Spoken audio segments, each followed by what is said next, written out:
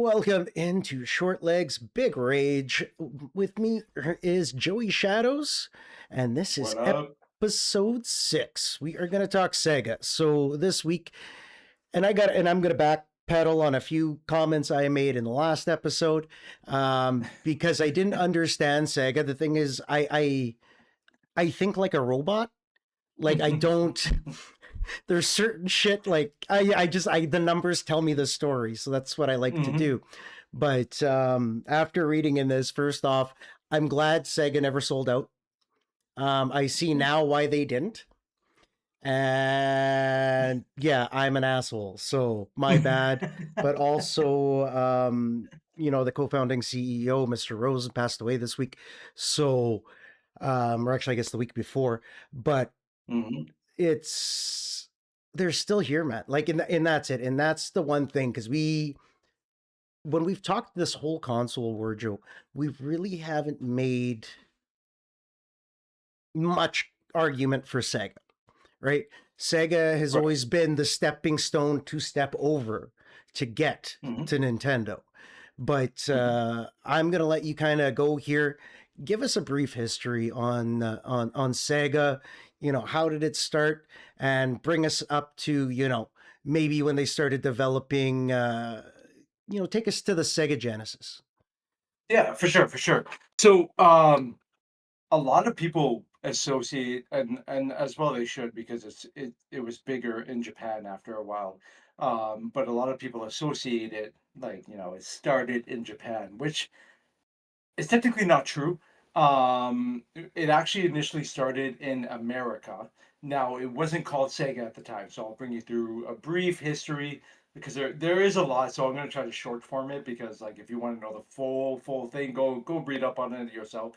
Because there was a lot of exchanging hands and name changes and all this other stuff.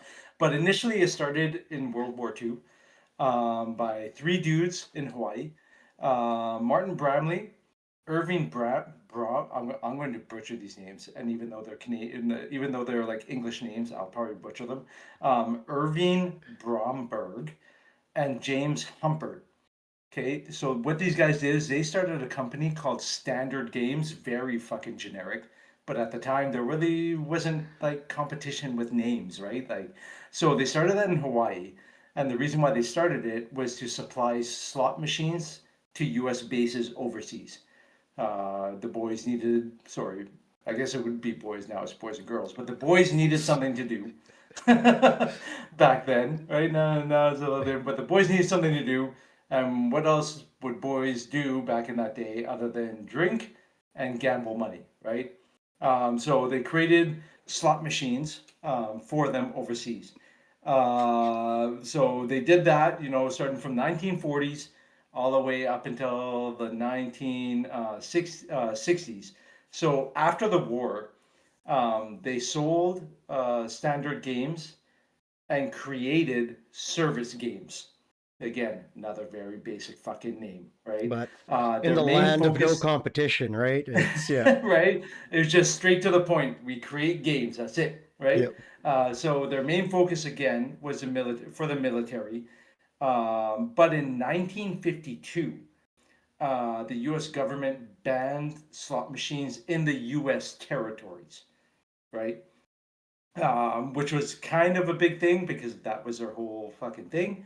Um, so basically, to gain back their losses, because now they can't sell their shit on U.S. bases in U.S., which was their main customer, um, they created Service Games of Japan, right? So now they moved their stuff over, jumped through some loopholes. We're not an American company anymore. We're a Japanese company, right? So and then what they did is they did that so they could provide slot machines to U.S. bases in Japan. Even though again they created the company in Japan, Japan didn't really know who they were, right? They were still a very niche company for North America. Um, a year later, um, what they did is they created Service Games of Panama. So you see what they're doing here now, right? Like they're instead of having just in America and then to sell, they're moving around and they're creating a worldwide kind of status in a sense, but only still selling to the U.S. Bases that are around the world, right? So they created that as well. Uh, Unfortunately, what ended up happening is, let's get forward a little bit. Illegal gambling houses started using slot machines. Um, so the U.S. started investigations into all that, and they didn't want their names all over that, right? Because they're the ones supplying, and now, all the gangsters, all the mobsters are taking their units, putting them in their, Yeah. what would you call them? No, not speakeasies. No, that's a drinking thing. But anyways, they're putting them in their illegal gambling fronts. Um, so Sega decided to dissolve, and when I say Sega, you know what I mean? Like Yeah, now yeah. they're Sega, but it just makes it easier to explain. They decided to dissolve service games, dude, because the name changes are so much. I'm Well, and not going to be that's able to it. keep Like track. when I'm reading, our notes here, I'm sitting like, I really didn't realize they had this much like power. Like, and there is even a system that I completely forgot about it. But we'll get back to that later. But Joe, Mhm. sorry, keep going. Oh no, no, no, yeah, no. So like, I'm gonna be saying a bunch of different names. Just remember that in the end, It's it always ended up Sega. being Sega, right?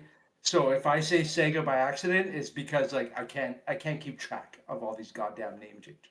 That's fair. So they dissolved Service Games of Japan, May 1st, 1960, right? Bromley started two new companies after that.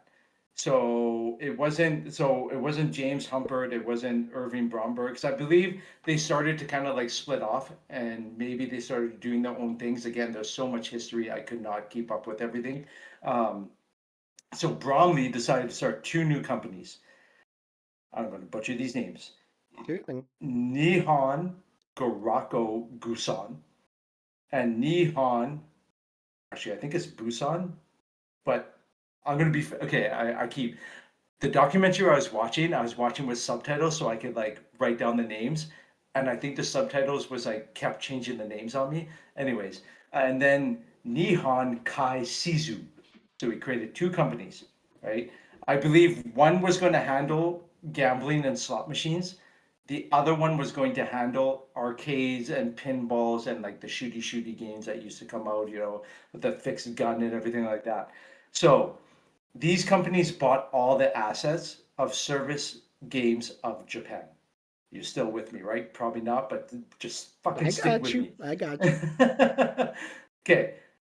1964, the companies merged into one, right? So in 1960, he created two. 1964, now they merged into one goddamn company. And in 1965, Nihon, see now, if I had my dude, if I showed you my notes, you're gonna see all these name changes, and it's because I could not keep up. Yeah. Nihon Garaku Busan or Gusan, whichever one it was, acquired. This is where our man comes in. Acquired Rosen Enterprises. Okay, a coin-op game company owned by David Rosen. So they merged into one. Then they acquired Rosen Enterprises. This is when Busan changed the name to Sega Limited. So now we're starting to get the Sega name. At this time, they stopped with supplying military bases and focused on pinball and shooting games and whatever I'll say, whatever other coin operated system. So now they're like, we're gonna get out of like the gambling shit, because it's causing too much trouble, and we're just gonna focus on coin operated pinball, arcade, whatever type games. Okay. This is when Rosen, our boy, who he lived to be 95, I believe. That's Yeah. fucking crazy. Dude, that is so nuts. 95 years old. Was made CEO of Sega Limited. They outsourced their parts, um, which was, which is what we do at the time. But what happened is they would outsource their parts for all their pinballs and all their other stuff. But the parts kept breaking, and they're spending too much money on repairs, too much money on this, too much money on that. So Sega Limited was pretty much like, yo, fuck this. We're just gonna start making our own shit. We're done with the outsourcing. We're done with the whatever. we can make quality stuff better. So fuck the outsourcing. Let's do all this shit internal. Let's maybe spend some more money in the beginning, but we're gonna save money in the end because now we could have quality stuff, quality assurance, all that stuff is all run under us, Yeah. and we could take care of all that, right? Um, so they're gonna make all this stuff. This is where now I don't know if anybody really remembers this game because I can tell you right now I probably never played it, but I do remember it. But it was our first big game that they made, and it was Well, called Periscope. So do you remember Periscope? Do you remember seeing this game? Have you ever watched I this game? I have seen the game. I think I had the game. I don't think we ever played the game. I think it was just one of those that we had gotten at like a because at that time I had I had taken I had Victor and Anna's for a little bit, but we had been going back and forth to like flee from you know how my parents like to travel back and Yeah. forth right there. But I think we had bought one budget, but I did not realize until I read everything that it was the first. Like I thought you were going to talk about their their pre-Sonic franchisee guy. But yeah, Oh, no, Alex Kidd? No. No, because no so one so did. Paris yeah, so Periscope, I think they eventually might have ported it. But it was like initially when it came out, it was kind of like this big arcade system. And think like you're in a submarine and you're looking through a periscope and you're looking for the enemy ships and you're trying to shoot them. And it shows like a screen and it shows like the ships going by and then you're trying to line up your shot to like shoot them and you could see like the lights and everything underwater going towards. So it was huge. It was a big, but it was a dude. Everyone, look at the picture. It was a massive arcade. It was crazy. So that was our first big hit. Now, in 1974, so about 10 years later, they changed their name again. Now they changed it to Sega Enterprises Limited. Why add the extra thing in? I don't know. Why so many name changes? I don't know, dude. This is Tax crazy. purposes. Uh, yeah, like it was something. Fucking, I don't know, dude. So in 1974, they changed their name. They're still producing arcades. They're still doing this stuff. Now they're pretty big in the arcade system, or in the arcade universe. Um, they were making like a lot of arcades, and arcades were huge because again, for the younger audience and all that, we didn't always have game systems. Now there were game systems out. There was Ataris, the Colecos, the fucking and television. There was like systems, but they weren't. Not everyone had one, Yeah. right? Like I would say, you probably have to be rich to own them because they were still pretty expensive. So a lot of people went to arcades and arcades were huge. Now arcades are not really a thing anymore in North America. Out in Japan, they're still huge, dude. Are they? You go out to Asia. Oh yeah, yeah. Like Sega owns a bunch of like just buildings where it's just wall to wall filled, floor to floor with arcades. Like they own. This is where they're still making their money to this day, and I think foreshadowing, this is how they were able to stay afloat for so long with all their shit that they ended up putting out later on. So arcades were huge, but in 1982, it was the downfall of arcades. Now we call it like the video game crash. Yep. I believe back then, where people just kind of stopped because there was just so much shit being pushed out. People kind of just stopped going to going to arcades. People stopped, and this was the start of like the video game crash too in home consoles because Atari was out and they were just pushing out shit. Anybody could create a video game. There was no standards. There was no nothing. So it was just people were getting sick of wasting their money on playing shit stuff, right? Um, so that started happening in 1983. Heiyo Nakayama was put in charge of, or was named CEO of Sega of Japan. So again, back then it was probably Sega Enterprises Limited of Japan, is probably what the name was. Um, Nakayama wanted to get into the home computer market. So I think we were talking before when uh, fucking, who was it? Like PlayStation stuff. Like there was like a computer home market. Again, not everyone had one because they were expensive, right? But there were the Apple II, the Commodore, the whatever. Like it Well, wasn't just. Oh even no, go for it. Nintendo was making the family console, right? Like that The was family computer, yeah. right? Yeah, Yeah. and that's it. Like that is where, just to touch back on what you said about like it was the Wild West. Like you could walk into a Target and for 20-30 bucks buy some weird handheld with some. It's the same game, just a different version, and you don't see that much Mm-hmm. anymore. But yeah, like Mm-hmm. my mom probably still has a box of the random handheld games and shit. The That Tiger like you said, Electronics. just some random company. But like you said, in an 8-bit world, who's stopping you, right? Like and that was it. There was But I there was no digress. rules. I It it, digress. it did it didn't take much to make a video game back then. Most games that were coming out were programmed by one person, maybe two, right? Like it didn't take But it much to was make a a video game. handful of people, right? And Mm-hmm. Mm-hmm. in a land probably before, I assume there were still NDAs and stuff, but definitely wasn't as it is today. Like now, you look at guys just hacking Nintendo games being sued for millions. Like Mm-hmm. but that's it. But Sega, I'm gonna let you continue because, like I said, this is where the Oh story yeah. comes into play. I'm almost kind of done my short form sort of thing, and then Yeah. we could kind of like start talking about each system or whatever you want, right?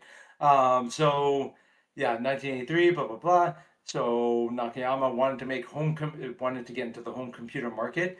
So initially they created the SG 1000, Yep. I think it was. Yep. Um I have here the SC 3000. Oh, no, sorry. You're right. Initially, they created the SC 3000, which was an 8-bit computer. Now, again, for all you youngins that were using these crazy ass fucking computers and shit, running whatever, imagine a Nintendo system being a high end home computer, is basically what it was, right? An 8-bit computer system. Okay. So then and you're going to see a pattern now when we start talking about when they're developing, because every time they hear of another company making something, they get scared and they're like, shit, we need to make something that will compete with this instead of relying on what they created and having faith in it, right? So a little while later, they heard Nintendo was making a home console, Famicom, right? So they took the tech from the computer they made and they made the SG 1000, which was their home console. Again, y'all can look up pictures of this shit. I know this is a podcast forum. Look up pictures of this stuff. It was like a little white and blue box, a cord that was about a foot long. Um, The good old Now with days. this one, yeah, dude, yeah, and I believe you couldn't disconnect this one. Eventually, they revised it so you could disconnect the controller, but it was like a foot away from the fucking console. And again, for Which those, oh, sorry, no, go for it. I was gonna say, and for the youngins out there, just to bring another point, we did live in an era where cordless wasn't an option.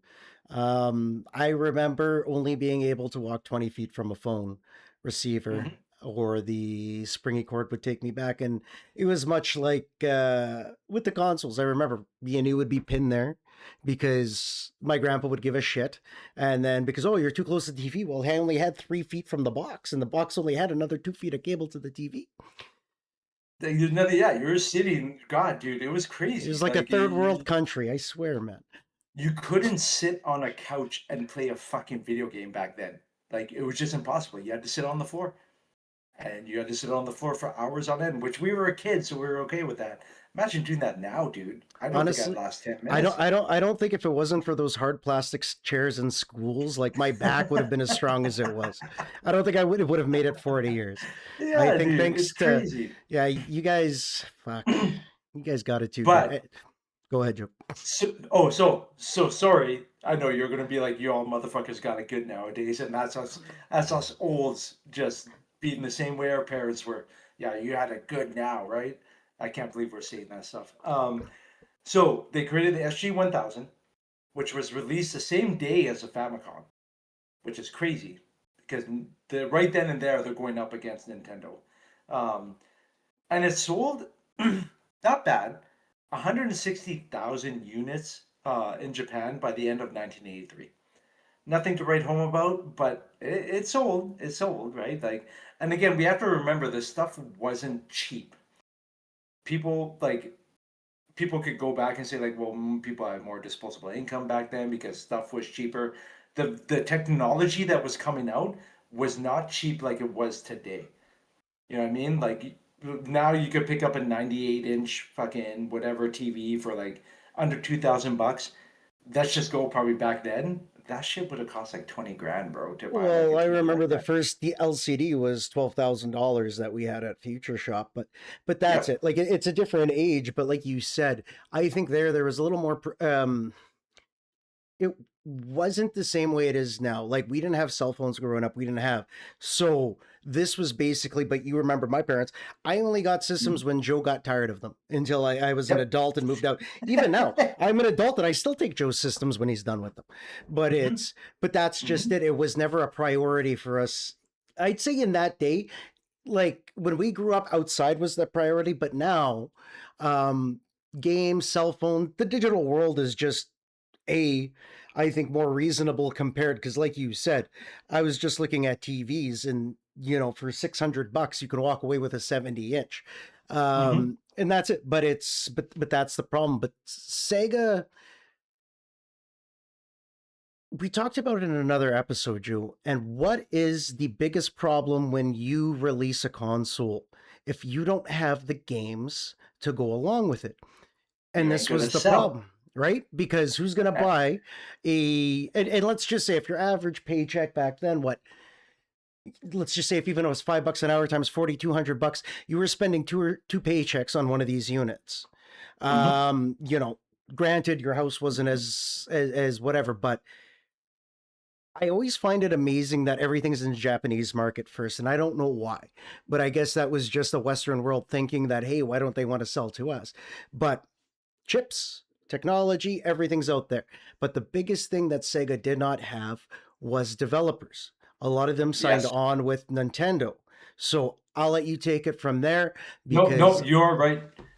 Yeah, no, you're right. And I should have mentioned that too. Like the no, reason why, like you might again look at that 160,000 units and be like, it's because Nintendo already established. They went in with their development, and as they were developing, they went in and established the third party market. They went to all these companies already, and they already signed contracts with them and whatnot, right? So when Sega went around and tried to do that, they're like, well, why? Like we're gonna make you want us to make games for you and Nintendo? That's crazy. We don't have the manpower for that, and we don't want to learn a whole new technology and a whole new programming system when we already know how to make it for Nintendo. They sent us their kit on how to make shit. So, you know what I mean? So, and you're gonna see this is foreshadowing. You're gonna see one of the major problems with Sega is they just couldn't get the support because Nintendo was always one step ahead. PlayStation, all those like ended up being like one step ahead of them, and they didn't. They were making choices. I feel on fear instead of smart choices. They were reacting instead of being proactive. yeah, Is what they were doing every step of the way. Every and when we go down through the list of stuff, depending on how far we get, they're always reactive, not proactive, and that's gonna fuck them. To be okay. honest with you. And let me just touch on that point while we got Hmm. this moment here, Joe. And we talked about that last week, right? With what was Sony's problem, right? With three, it was the chip. Because Hmm. now the developers have to, like you said, learn an entirely new technology. It's the same but different for a Hmm. whole new system. And Yeah. Nintendo was swinging the big old baseball bat around because it could, and Hmm. that was it. And as we see here, is this is still in a time where these game companies were developing their own technology and their own hardware. And, you know, it becomes a shift as we get into the modern world, with the ease of supply chain.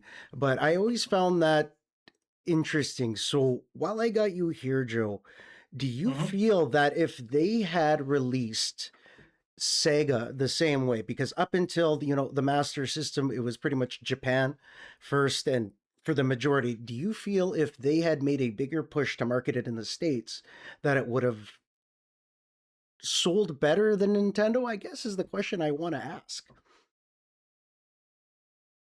I yeah, so yeah, so I think in a business standpoint, it would have been what do you call it? Very risky, right?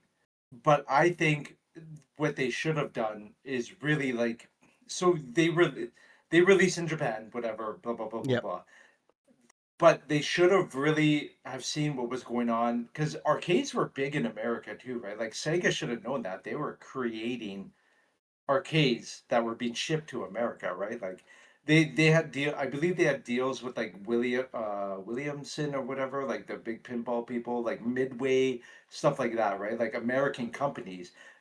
They had relationships with them when it came to like the arcades. They should have known that, and especially Atari, because Atari was out there too, right? Like Atari was making a big fucking deal. Dude, the people in Atari, like Atari's another one, and I know we're gonna after this one we're gonna it switch. lines into it. Yep. Yeah, yeah, we'll switch gears for a little bit, and then we could go back and talking about consoles and stuff later. But Atari, dude, they were rock stars, bro. Everybody that worked at Atari We still were have one. driving. What's up? We still have one Oh, at my dad's house. Like yeah, it's and I have two of them, right? Like I like the people that were working there were, like I said, rock stars. They were driving the convertibles. They were making good money. Like it was a great place to work. They were doing drugs while creating games. Like it was it was fucking GTA but real life. dude. So again, they now unless it's because now information travels super fast. So for some reason, maybe they didn't hear about this, which I find it very hard to believe, unless they were just ignorant. Um, they definitely should have pushed to release in America first. I think if they would have pushed that release and to get their name out there first, I think it would be a different story for sure. Um, Now, because when you look at the Master System, like the games, they didn't look bad. Like they actually look pretty good. Like again, they took the technology from arcade and put them Yeah. into a console. Arcades look very nice, very vibrant, very nice. The sprites are very big. It was the same thing on the Master System, right? So I think if they would have been released there first and they would have fucking did that, I think it would be honestly a totally different game in the market. I think to this day there would still be Sega consoles because they would have made a name for themselves, right? Instead of always being that company that trailed behind. And that's what everybody remembers them being, right? Especially in the 90s. Like it was always that company, which we're going to get into it, they weren't always, but they were always trailing behind because Nintendo just had a better, They had a better what do brand. They you, had better marketing. a better brand. They had a better brand for sure. They knew what they just had a better brand. Like everyone, again, we've talked about Nintendo. Mario was bigger than like Mickey Mouse at one point. You could show kids Mario, you could show kids Mickey Mouse, and they would point out Mario first before Mickey Mouse, Yeah. which is crazy, right? So yeah, I believe that was your question. I think again, it would have been totally different if they would have tried to push for that instead of playing it a little safe, right? Um, All right. So now bring us so into the reckless years.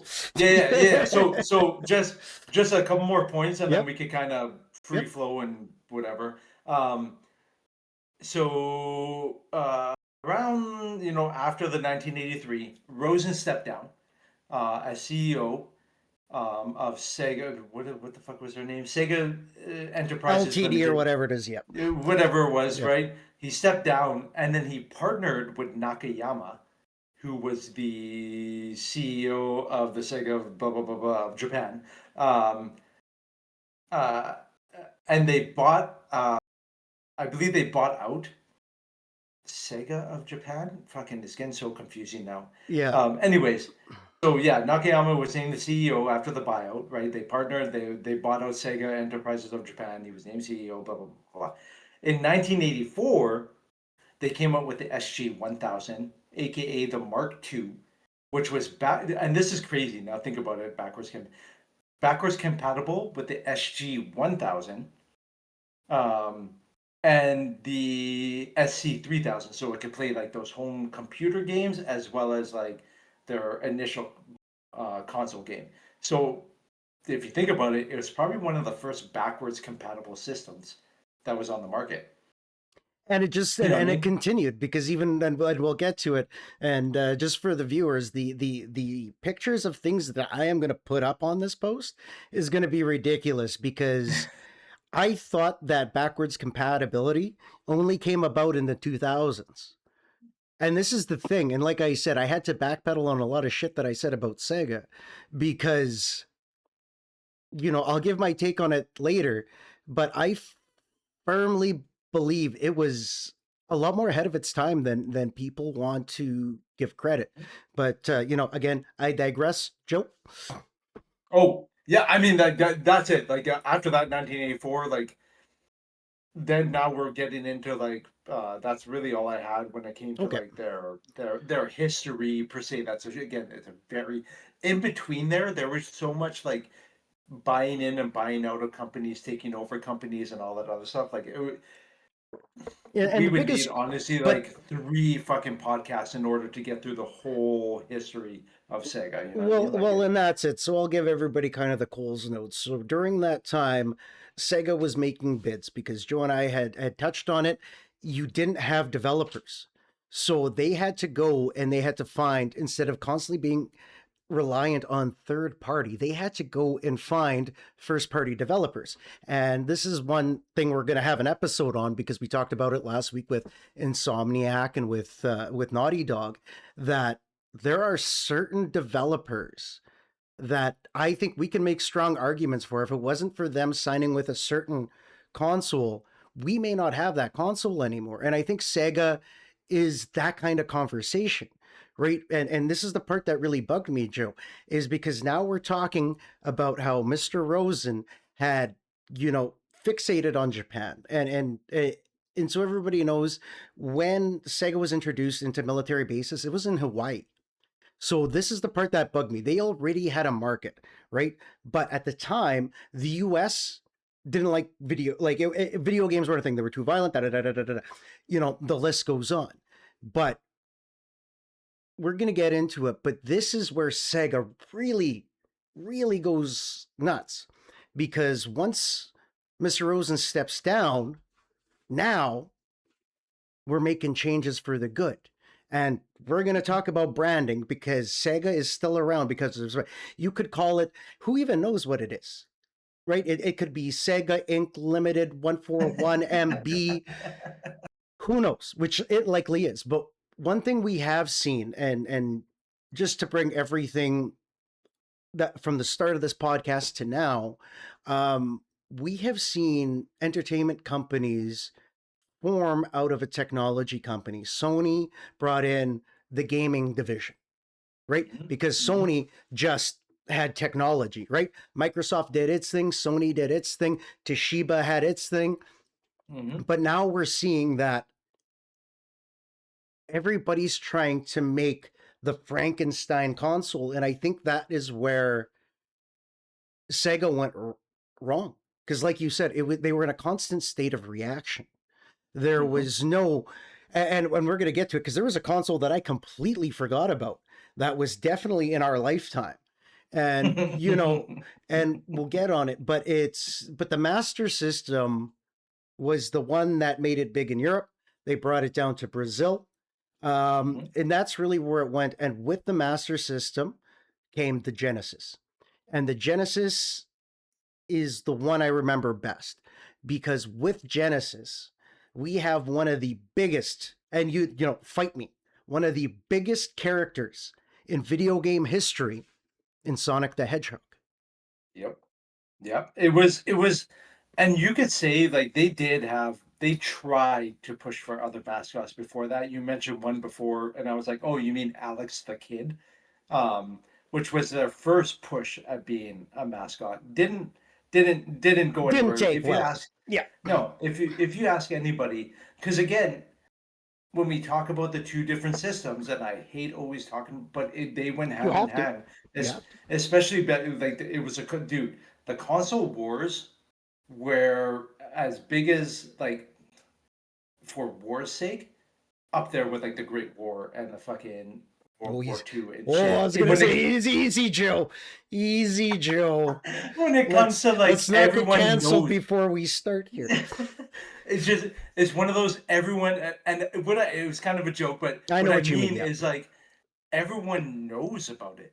Like everyone knows about the whole Nintendo and Sega fucking battle. Everyone knows it. No one talks about the Nintendo, Sega, PlayStation battle. No one talks about it's Nintendo and Sega, right? Everyone else in between there, no one talks about the Ataris, the fucking this. No. It's Sega, Nintendo. They fucking battled it out for 10 years, basically. Yeah, yeah, it may be a little over, but it was over They before lasted. then. They lasted longer than I thought they would. I'll be honest. After doing my research, Yeah, but yeah. But I dude. go ahead. Oh, I was like, when because I know we're going to like the Sega Genesis, but No, do you think? if you so the Master System, I don't know if you know this, dude. So it was discontinued in Mm. 1990, Yep. 1998. It got discontinued. It lasted. They were still making it. They were still selling, because why would you still be selling if you weren't like why would you still be making if you weren't selling? They were still selling this shit, and they discontinued it in 1998. You fucking tell me what other console lasted that long in like manufacturing. But we lived through it, and this was another thing that took. And I'm going to put a picture, but this goes back to that backwards compatibility, Joe, because for those of us, and we lived through this, and Joe is a pretty big gamer. I'm actually kind of mad Joe didn't have this shit for me to be playing right now. But I had a maybe, Sega and that was it, bro. but I'll but admit. but for us, it wasn't marketed the same. Like Sonic was marketed, right? Because you only Mhm. played Sega because you like Sonic. And then That we'll was get it. into even the other franchises, like we'll get into the franchise. Shinobi, I completely forgot about. But then we're gonna talk something Shinobi cool 3, baby. because this is where Sega starts to split off. And I couldn't, when I saw that 1996 to 1998 as the end, it's because Sega had actually made adapters. This thing looked like a starship. That, right? Like if Donald Trump was remodeling the starship, that's what it would look like, right? We got a ballroom on the fucking ceiling now, but that's what it was. But the fact that you could go back and play all, like now, we're at an age where everything's being recycled, right? You can now pay for a subscription to play retro games on Nintendo Mhm, Game Pass. Like, mhm. the fuck are we doing here? But, Yep. anyways, I digress. And But, that goes with my argument with physical media, dude. Physical media is stopping, which means why do I need to make a system backwards compatible so you could grab that disc off the shelf and play it? I'll make it backwards compatible, but it's going to be fucking digital, and you're going to have to pay for that game again. If you want to play that PS2 game, shell over fucking $200 a year. Yeah, you can play that game. But by the way, it's only streaming. You can't download that shit. Fuck you, Sony. I love you, but oh my. Okay, I know this is not Sony. no, no, It got me so enraged. that's But fine. holy shit. Yeah. Anyways, so another fun fact.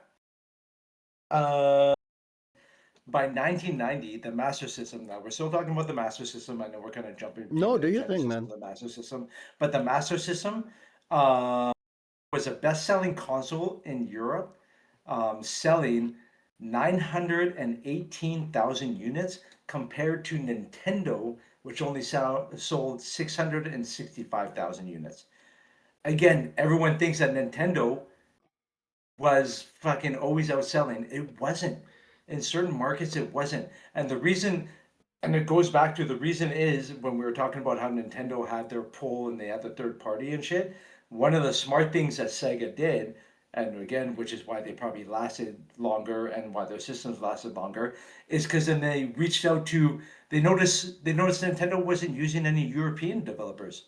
So they started Mm-hmm. reaching out to European developers. They noticed that they weren't reaching out to South American developers, so they started reaching out to them. And then they started marketing games made by these developers, which made those countries buy that system instead. Right? So in Europe and in Brazil, they had the fucking market, dude. Like But Brazil loves fucking Sega. but this is the thing. But we talked about this in one of the earlier episodes, and this is Nintendo's claim to fame is kid-driven media. Hmm. Right, and we'll get into it, like the things that we ended up getting with Mortal Kombat and so on and so forth.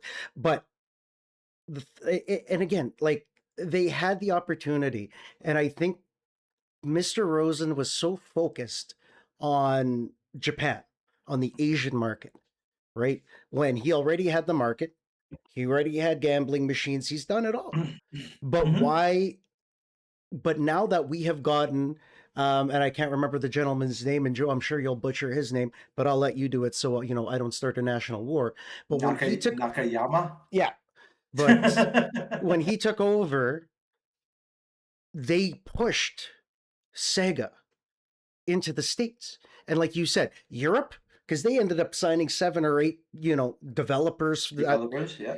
and that's it. Because then these are the people buying the games and playing, right? We need to hit another market because it's like trying to sell coffee here in Canada. I'm sorry. I love Robbins. Really did love Robbins, but you're not going to win anymore, right? And now they're in Yeah, yeah. Brazil. Shit. Hmm. The Yeah. Portuguese win again. But this is my problem is,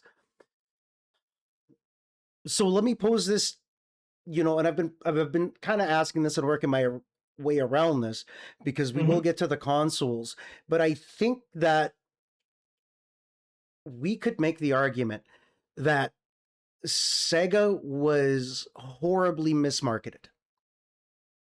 Yes. I Yes. Yeah. Yeah. Yeah. Um.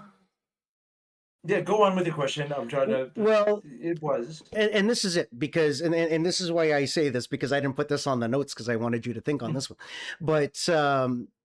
but we're talking here, and when we grew up we saw a lot of things. Like I fell in love with Sony. Why? Because of the compact disc. Did you know that before Sega was using the disc? They were. Yes, they were. They were using it. System. I can't remember what system, but they were That definitely came using in it with the before. either the Saturn, probably, but either way, right? We've got backwards compatibility in the 80s. Hmm. We've got disk drive early 90s ready to go. Hmm. Like fuck, It what was went wrong? what honestly, dude. Again, what went wrong is that they couldn't. Um, it. I'm gonna go back to the games. Like if you sit back and it goes with Microsoft. If you sit back and you try to talk about the games and like the quote unquote mascots of that system, you're like Sonic. Yeah, yeah, for sure, Sonic. Fucking who else? Right? And then you're like, I fucking don't know because there really wasn't anything else. Again, Nintendo had they could market Mario, they could market Link, Legend of Zelda, they could market Donkey Kong, they could market like they had all these fucking things they could market. They marketed the JRPGs, they marketed this. What did Sega have? Sonic. They had arcades, right? But again, like it's like fucking I don't know, Outrun.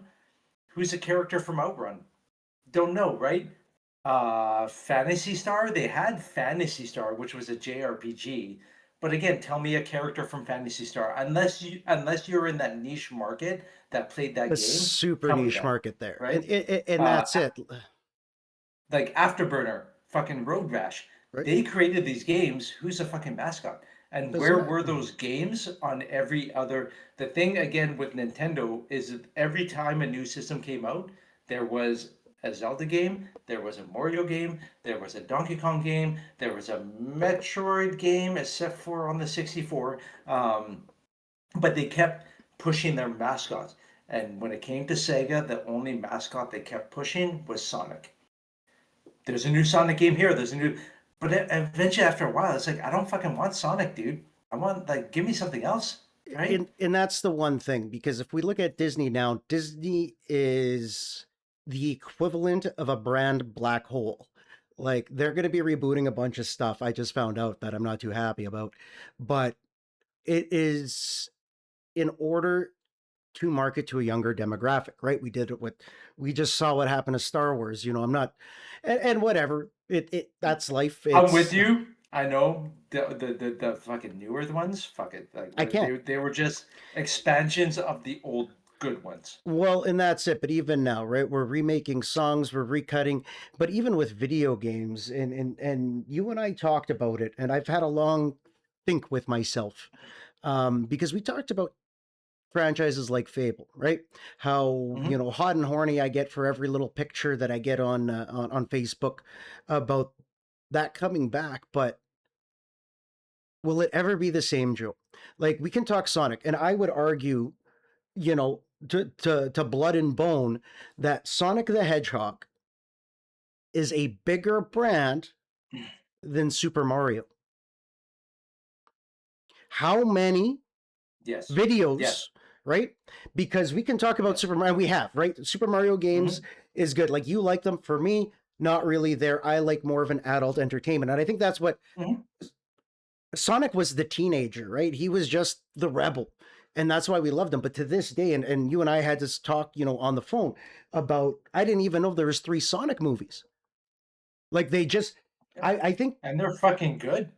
and that's it. I still got to watch them. They're there, but that's it. But it's the brand. It's such a good idea. But, and we can go through the systems and we can see the downfall of when it happens, like Saturn and Dreamcast. Like Dreamcast was the end of it, right? And Which is sad. which is It really it sad. should have been. It should have carried on, dude. But That. now you're competing against, again, developers that want to work with Xbox. You got Sony guys, you've got Nintendo guys, and we talked about this. Is you can only bring so much hardware and new technology into a market. Like game companies now have to make it developer friendly because it's the only way you survive. And it's the same with t-shirts. Every shirt costs me the same, Joe, but some sell more than others. It's Right. just the way it fucking works, right? Hmm. And the thing Hmm. is, we talked about it. Xbox, right? Halo, not even Master Chief, right? Sony has its, Final Fantasy. Sony is the epitome of franchises because you always had something to play. It didn't matter. You can go Always. get sports, you can go get something. But like you said, and we talked about this at the beginning, is why some of these guys were so console heavy, they forgot the fact that no one was making them games. Because if Sega had started in Europe or in another market and did what they were doing without, like, with blinders on and not looking at Nintendo, it would be a different game. But like you said, I think Hmm. that under Rosen, all they did, it was reactive. If one came out with one thing, oh, we got it, we're going to scrap what we're doing. We're coming out with this now. And I think that was a big Hmm. problem. So once um, Genesis took over and we started going, we saw a different Sega, right? We saw that the marketing was Yeah. now pegged, right? Because, and I'll put the sound clip at the end of this show. One thing that we all remember and that we talked about was sounds, basic sounds, right? When I start that PlayStation, I still know what PlayStation 1, but every Sega game, ding, Sega, right? Yeah. We all, Sega. right? And that was it. No one Yeah. bought the fucking console, but we all knew the Yeah. brand, right? Because, Yeah. and that was it. And I think that, and like I said, I have to backpedal because I was basically asking last week why wouldn't you sell Sonic out? But then I look at all the other franchises, and it was ahead of its time. I'm Yeah, The games, I will admit, the games looked better on way better. Sega consoles. Again, the bigger sprites, brighter, more vibrant, more appealing to the eyes, right? The sound, now, depending who you're talking to, people either loved it or hated it. Okay. The sound was a lot crunchier.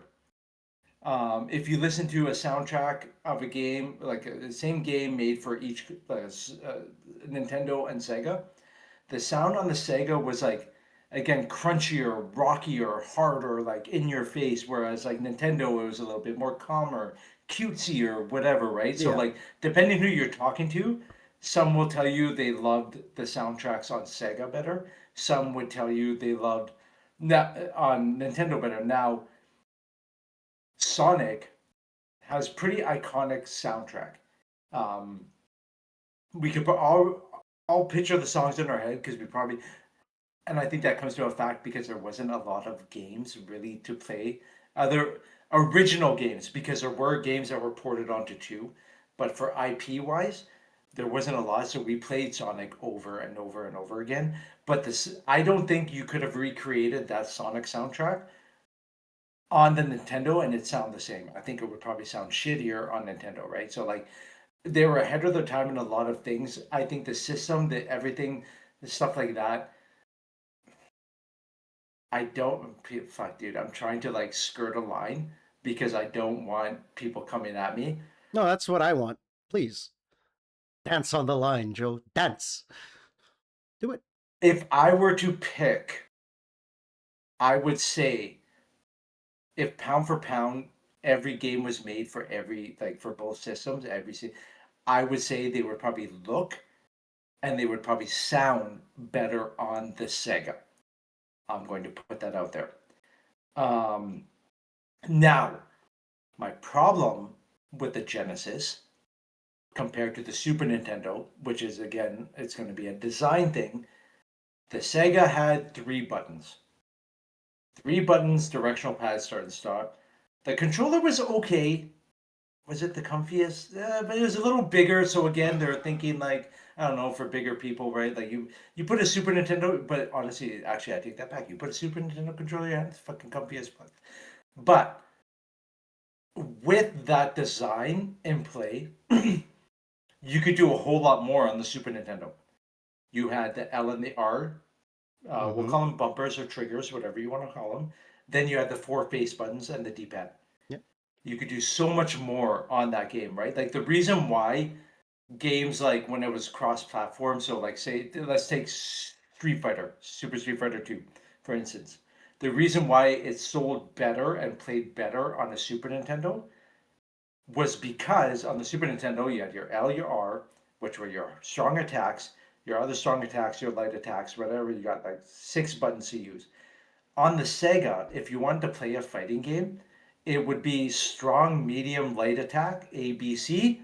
So punch, punch, punch. Then you had to hit the select button if you wanted to switch to kicks. You can't play a fighting game like that. There's just no fucking possible way. All right.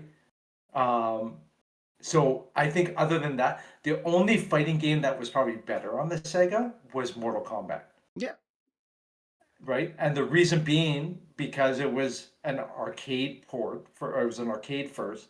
That Sega was made to port arcades, and it was made for teenagers, and they're grittier, and they didn't give a fuck, and they're like, yeah, put the fucking blood in there. It's gonna look cooler. Well, and You that was couldn't the. do. Oh, go ahead.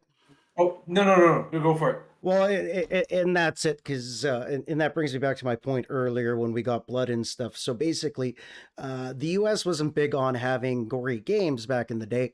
So when Kombat 1 came, you had to put in codes to be able to get the blood, the gore, and all that stuff.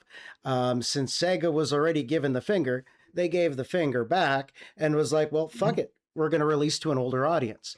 And that was it. Like, I can't remember the gameplay. Like, and that's it, because anybody who's played on multiple systems will tell you when I play on my Switch, my mind, it's like different languages. They're similar, but everything's a little different. But mhm, Sega, like you said, Sega is arcade game DNA. Like if you had a mountain with both, right, you would have the kicks, you would have your punches, and you'd have like a bunch of buttons. They'd make their own pad. But the thing mhm, is, I think that's one thing that didn't help because, like you said, it is they made everything so nice that they lacked on everything else. mhm. Because it was vibrant. Like Sonic is still to this day one of the most Very. vibrant. But even the franchise that was built up, just the Sonic brand, right? Because now they're when I see when I go on Twitch, Hmm. I have, you have your 75 Call of Duty people, you got a couple playing Ark, but then you got that one motherfucker, and I got two of them that play Sega, play Sonic Hmm. religiously, like wear the Sonic hat, and that's it. I know a It's a lot of people. speedrunner's dream, that game. That game is a speedrunner's dream. Again, it's made to go fast. Now, can I say, again, I'm going to have a fucking hot take here. Although the game did sell well and it looks beautiful and it looks like a fucking gorgeous game, people love it, the soundtrack is great, blah, blah, blah. The design of the fucking game, dude, you're it the game, the level design, the game design does everything it can to fuck you. Now, if you remember this game, what's the whole purpose of fucking Sonic? To go fast. Gotta go fast, right? Everything in that fucking level stops you from Yep. going fast. You have spikes up against a wall, you got bumpers that shoot you back, you got enemies placed in stupid positions, right? The game design of that, and whatever, people fucking replay that game. Again, the design is to go fast. But every time you try to go fucking fast, the level's like, fuck you, you ain't going fast. That's my only issue with that goddamn game. And I love that game to pieces. And I love the soundtrack. I listen to it all the time. There's a reason why a lot of DJs remix Sonic music and shit like that. It's a very great soundtrack. The level designs, fucking horrible. And I'll fight anybody on that. The level designs are not made for what the game wants you to do. And that's it. That's it. So please continue on. I just wanted to get that out of the way. I love the game to death. It's a very good game. Looks beautiful.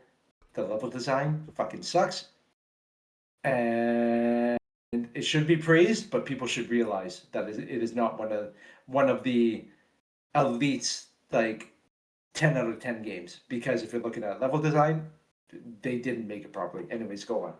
I need to call you out on something right there, and this is completely off script because you are bitching about that being hard about Sonic. I have watched you play Elden Ring, sir, and you want to sit here and talk shit about fucking Sonic being hard.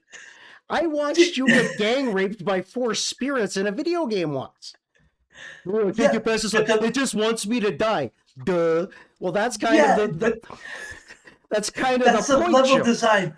That's what Elden Ring was created. Elden Ring, now, unless this was their whole other thing, and they're like, yeah, we created this game to piss people off. But that's it. It gave you the challenge with the speedrunner. See, Mario was a speedrunner, in my opinion, right? You only stopped if you wanted the shit. Like, and that's it. And that was the same. I think you could put Mario 1 and 2 up against Sonic the Hedgehog for me, and it's the same game. It's still a speedrunner. One just looks way better than the other two. One handles, okay, okay, I would, okay, Mario, I would say is it's more of a rhythm. Now I could be wrong. Yeah, no, Maybe you're maybe right. I'm You're playing right. You're Sonic, right. You're right? right. Maybe I'm playing Sonic all wrong because the speedrunners, they fucking know the exact points to jump. But the whole point, like, you created this whole massive level, but you want me to go fast and miss all of this, Yeah. right? Now you could argue the same point for Mario. Like, yeah, well, Mario, if you just time everything properly, you're just skipping through the fucking level. I get that, but you don't have to, right? The whole point of Mario isn't to go fast, it's to explore. The whole point of Sonic is to go fast, but you created all these elaborate levels for me to explore that stop me from going fast at every turn. That's really all I was saying. Is it, maybe if I go back to it, is it still really hard? It might not be if I think about it. Now, if you played it like But a pattern game, yeah, but then now I'm skipping everything, right? Like it's freedom, Joe. It's choice. Do you want to stop and we smell the roses, or do you want to speed through life? will agree to disagree. I just feel like I'm missing so much I in just the like Sonic irritating games you. because yeah, I know, I It's know. insane. We'll agree to And here'll be my hot take. I'm pretty sure I can play the newest Sonic game and it's going to play like the first Sonic game. It's the same, it's same but different. It's not like Yep. Sonic is ever going to put out an open world game, right? Like to my knowledge there still isn't one. Or They was did. there? They did. Oh my god, was it a huge failure? Yep. Yep. You want to know And do why? you want to know what? Oh, I Tell was me going to why, my say friend. because you want speedrunners. That's not what they want to Hmm. do. They don't want to go explore. And I think that's it. Like when I look at It was games, called Sonic Frontiers, if you want to look it up, dude. okay, I will later. And it Uh, came out in 2022. wait, I think I did watch. Maybe I've got to go back through Mega Genesis and stuff. But anyways, Yep. but that's it. That's not what you want. But it's the same. Like when and you know, this is going to kind of wrap up the consoles for us because then we're going to get into to broader topics. But Hmm. the thing with the consoles, Joe, is it was ease of play. And I think it was the same on the developers, right? We want ease to do it. We don't want to have to learn four different chips. And like Hmm. you said, that there are people, you know, Naughty Dog, Insomniac. I'd even say Bad Robot. I like Bad Robot, but that's just me. These people are owed a debt by their console. I won't even say handlers, but by the consoles they work with because they stuck to it. And I think that was the big problem with Sega, Joe. And I think that's why whenever we talk the console wars, we can't. And you talked about it earlier. They were reactive. And I want to talk about one in particular because once we got into portable gaming, things changed a little bit. I completely forgot about the Sega Game Gear. I'm not going to lie. Most people did, dude. But the Like, thing is, unless you what watched, was its unless, competition? The Game Boy. hmm If you put and those two everyone side by fucking loved the Game Boy. because Nintendo, bro, because you had the option. You could play Pokemon, you had games for days. And I think, again, that is the one thing um, that killed them because I vaguely remember playing the Saturn, the Dreamcast. I don't remember at all. But at that point, when you had PlayStation coming in, and I think this solidifies that PlayStation was the one to take out Sega, right? Because as of Hmm. 1999, we talked about the Master System being good until what, 96, 97? 98. And Yep. was it 98? Yeah. And that's when the Yep. Dreamcast was released, and the Dreamcast was discontinued the following year. The Yep. Saturn was around for 1 year. The Sega CD, 2 years. The Game Gear, 1 year. So this was Yep. it. Like, What about the Sega 32X? oh, Do you remember fuck. that? Yeah. But that's it. Like, it is bizarre, but that's it. They tried. You can't give them, but the problem is they probably would have been best staying in that Sonic lane, right? Like, and like they you said, it's the same game, and we've said it, it's the same game, but it's that feel, and I think that's the one they thing that. Go ahead. oh, I was gonna say, like, when we mentioned all these like other little things, and if people don't remember them, that's great. Um, but one of you were saying, like, with the Sega Saturn and all that stuff. I think what really, really, really actually, in the end, what really did hurt them was in between the Genesis and the Saturn, right? Because if you think like Nintendo, Nintendo had the NES, the SNES, then the 64, then Mm-hmm. the GameCube, right? Now they were like within, because back then it was like probably within like 5, 6 years, there was a new console because technology was moving like Well, but very that's when the fast, war stepped right? up, right? We had Xbox entering the market. You had Sony coming out with Mm-hmm. the PS2. Everybody was a Mm-hmm. little shaken because Mm-hmm.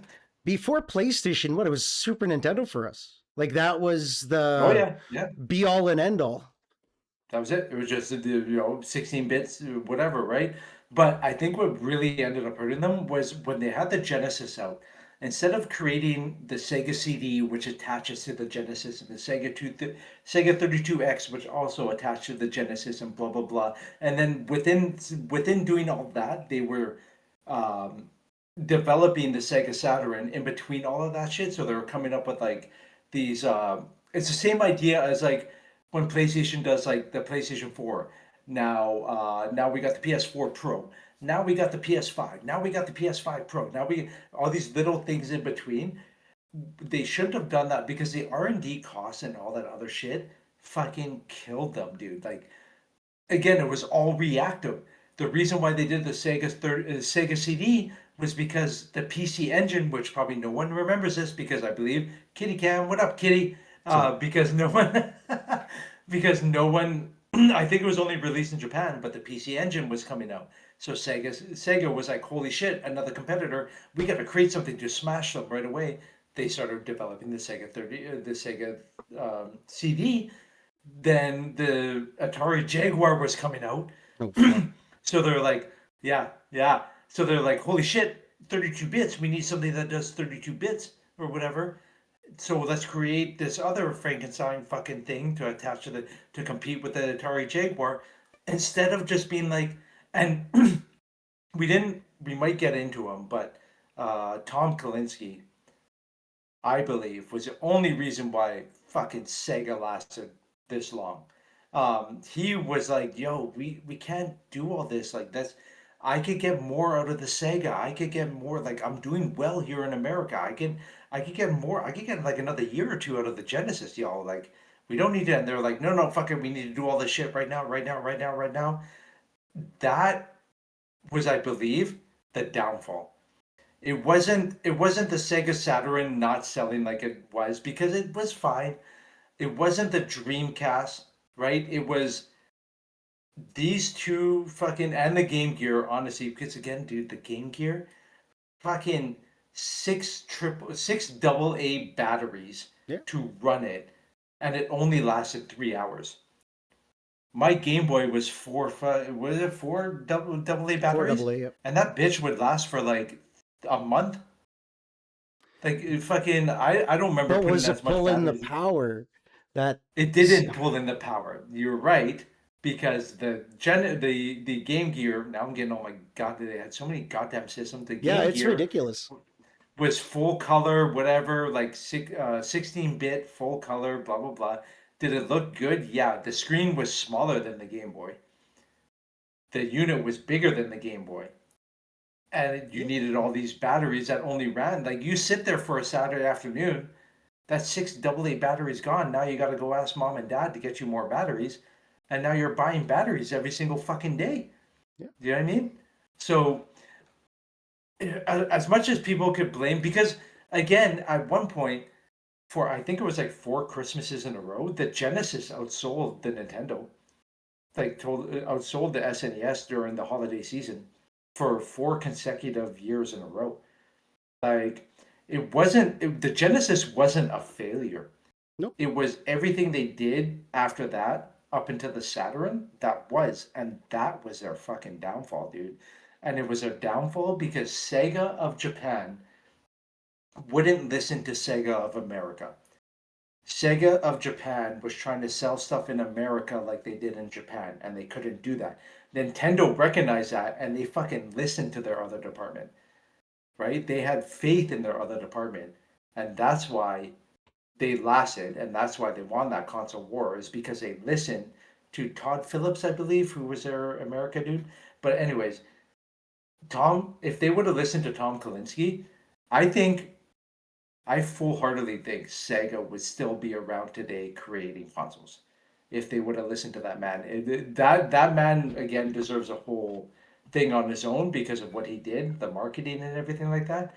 It was everything in between the Genesis and the Saturn, which was their fucking downfall, and they could not recuperate from that after that because nobody, developers, even retailer stores didn't want to put all this extra Sega stuff in they refused to after a while because they're like, we can't even explain to people what this stuff does and why they need it. Do you know what I mean? Like why, like people are hearing the Sega Saturn and it's coming out. Why am I gonna buy the 32X attached with the Sega CD attached with it? Like why am I buying all this shit when the Saturn's gonna be coming out? So again, retailers didn't want to hold that extra shit. Um, developers didn't know who to develop for. Am I developing a 32X game? Am I developing a Sega CD game? Am I developing a Saturn game? Like, what do you guys want me to do, right? Like that in between phase between those two consoles is again is in my opinion was the downfall of Sega. If that never happened, they would still be around 100%. 100%. So, So now that we've come to the end of the whole console war, Joe, but we talked about it. Like we talked about everybody kind of having their niche. And I think that's the one thing that Sega never believed in itself. no. They were so and so's doing this, right? And when we look at the broader picture, Microsoft and Xbox had their own plan. Sony had its own plan. Nintendo has always had the same plan, and Nintendo's plan has yet to change. And it's the Hmm. same thing. But Nintendo markets and monetizes very well. But like you said, we're getting to a point where when we were, mid 90s to early 2000s, you had so many fucking things that you had to plug in. You needed memory cards, everything. And when you look, and I'll probably put the picture of the master unit with everything on it. But like I said, it was like a Lego Star Wars figure. Like you just kept buying the add on. Like you got the hot tub, you put it on here, and that's it. So, like you said, why would a retailer hold on to 7 pieces when this one is going to replace that? But when that one came out, and you've said it before, right? In your opinion, the GameCube was one of the best to come out, Yeah. Yeah, right? yeah, oh yeah, yeah, yeah, yeah. I'll stick to that. Right? Whether you call it nostalgia, whether it was for It sure. doesn't matter. It's an opinion, Joe. It doesn't matter whether people Hmm. agree with you or not. But like we talked about, mine was the Xbox because even today you could put me in front of a Halo game and I don't got to think about my controls. That is how my Hmm. brain is wired. You are a PlayStation person. Your brain is wired for PlayStation. Carrie Hmm. was a Nintendo person because when I played Mario Kart with him, like that's it. Like I don't think the guy breathed. That's all we did. But I couldn't switch back to Xbox. He Hmm. could. So it'd be like, hey man, let's go play Fortnite. And I'm like, fuck, like I'm building a house right now and I don't know why, but that's where my shoot would normally be. And I Hmm. think now that we've come to the end of it because I think I I will never classify PC as a console. I know that we talk about PC gaming, but to me, consoles are consoles, PC games, because we're coming into a time and an era where the console's gone. I think that the only people that are going to be left in the console world, maybe one more from Xbox, but at this point, Microsoft is better off just giving you a gaming desktop. Yep. Because, like I said, my laptop came with everything Xbox. I had free, Game Pass, da da da da da. Worth it. They bundle it. Hmm. But to say, I don't think well, I'll say I can't see Xbox having two more consoles. I can't see Nintendo. Actually, yeah, I can. Nintendo's going to come up with like the family computer again. It's just going to come around in a different way. But Yep. PlayStation, in my opinion, and I think after we've gone through this, and I know I've told you that Xbox is my favorite, but PlayStation is the go. PlayStation, I think, will be the only one that could still. I could see a PlayStation, 7 and 8, 100%. 100%. because they're their Um. own identity. They didn't need Yep. to go and chase. We know we're building another PlayStation. We know it's going to look exactly the same, but on its side. But it's Hmm. okay because you But it's play just. PlayStation for the immersion, right? And we talked about that last week. It's the immersion with PlayStation. For Xbox, it was the ease. The usability of the Xbox. Like you said, you could mod it, I could download CDs into it, everything. So now that we've brought it all together, Joe, what is your favorite console out of them all? Favorite console out of every Yeah, I'm console making you that pick I've one. had? I'm making you pick one. Bro, you can't do that to me. No, Okay, I hold on. can. I got this on record and I got nothing but time to sit. Favorite console of all time. If you were stuck on an island and you could only have one console, all of its library, all of its attachments, what console would Joe choose? My life, bro. Do, do, do, do, Now I do, know do, I've do. I've I've said that GameCube is my favorite console of all time. I know I've said that. But but I think, and I fucking love the GameCube, dude, but I think when it comes down to availability of games and how much fun and how much nostalgia I had with shit, fuck, dude, it's gonna be the PS2, bro. Like, it has to be the PS2. If it like the games available, the times that, yes, me and everyone else, we had good times with the GameCube. We had our fling, and I will forever fucking love it as my side piece. That's But what, and that's the thing. Like the look you had, you were picking between your wife and your side piece. That was literally the look you had on your face. my fucking main bitch is the PS2, Yeah, bro. right. Yeah, my Me- down bitch. Yeah, My down ass bitch is a yeah. PS2, bro. Yeah. The GameCube's fun to pick up and play with every once in a while, and I'll fucking love it to death. And I'll love all its features and its curves and its imperfections. But the PS2 is the fucking goat, dude. It's your first Like love. it's a bit, it's fucking my favorite of all time when it comes down to games that I played, availability of games, and the nostalgia that I had. It's a PS2. It- I'll fight tooth and nail for the GameCube anytime somebody challenges me on a Nintendo system. I'll fight tooth and nail on the GameCube. System, PS2, dude. Give me that shit all day, all night. I'll and I fucking and, play and that I think shit. that's it because mine would be the PS4, and I loved my 360 world, and now my computer's tripping fucking balls here. Here we go. Yeah, Um, we're good. but but that's it. But one way or another, PlayStation has won the console war. We will find other wars and we will find other battles, but I think we can say without, and like I said, Xbox is my favorite. I feel more comfortable on an Xbox, but I can't deny what PlayStation has done to the Mhm. world of gaming, what it continues to do, how it continues to be its own identity, how it will continue to give you the best immersed experience in lifelike and realistic type video games. And as far as affordable, other than the three, they're pretty affordable. They're on par. For what you get, Yeah, sure. Yes. right. Yes. Because after that, you're looking at buying or building a PC. Because and Yep. that's it. But for what I get with the Switch, I can do without it. The only thing I played Yep. on Switch was Mario Kart. Right, that was it.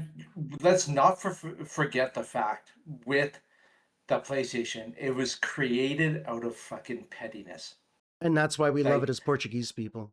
fucking like we go back and listen to our other two podcasts, but yeah, like you have to respect the fact that it was just created out of fucking pettiness.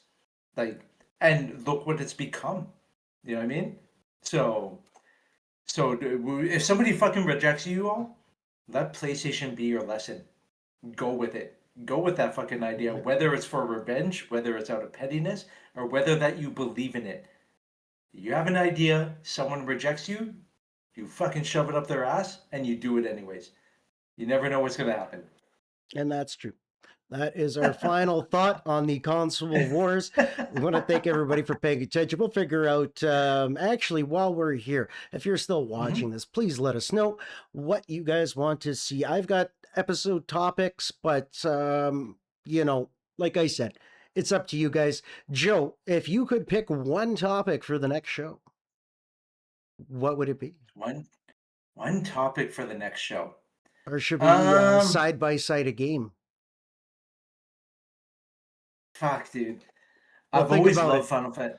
Yeah, I would say maybe Final Fantasy, maybe something to do with Final Fantasy, because there's just a whole again other Yeah, history, all the but fucking games. let's do Final Fantasy. So let's talk Final Fantasy, which is it's one of my topics. It just but if we're gonna go PlayStation, yeah, Final Fantasy. I think for both of us, you got me into it after Final Fantasy VII, and I've even asked you. I think I took your PlayStation just so I could play Final Fantasy VII again. But it's one of those Yes, games and to Final me. Fantasy X. That's why Yeah, you also took and it. I can't Yeah. beat the fucking water polo game, so it's done. But visually stunning. But all right. But thanks everybody for coming in. Thank you to my co-host Joey Shadows. You can check Joey out Thank you all. on Twitch. I am getting merch done. I will try to have the website done. We will. Yeah, we got new Angry Corgi hats coming. We have Short Legs Big Rage shirts coming out. And other than that, I think that's it for this episode. So thanks again. This is the end of episode 6 and the end, for now, of the console wars. And we are giving the belt to PlayStation. Thanks again, everybody, for tuning in. We'll catch you guys next week.